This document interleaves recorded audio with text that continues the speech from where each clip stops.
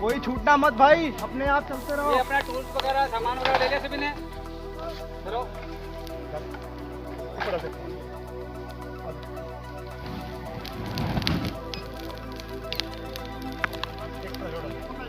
ढक्कन से डालना भाई, पकड़ लेगा क्या?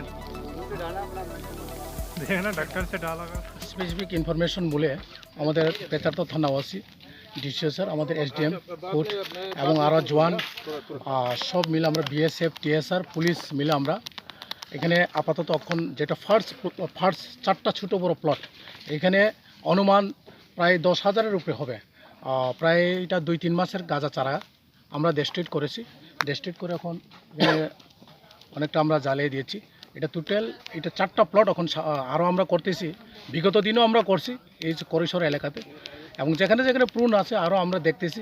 ইনফরমেশন কালেক্ট করে পরবর্তী স্টেপ আমরা পূজার পরে এটা করবো। এটা প্রি পূজার আগে অনেক করেছি আমরা। এটা একটা নেশা বিরোধী অভিযান, যেহেতু এটা আমাদের ফার্স্ট প্রায়োরিটি ড্রাগস নেশা, এবং এটা সঙ্গে সঙ্গে এটা পূজার সঙ্গে একটা যুক্ত আমাদের, এটা একটা অঙ্গ। আমরা নেশা বিরোধী আজকে অভিযান করে 4টা প্লটে 10,000 চারা গাছ আমরা ধ্বংস করতে পেরেছি।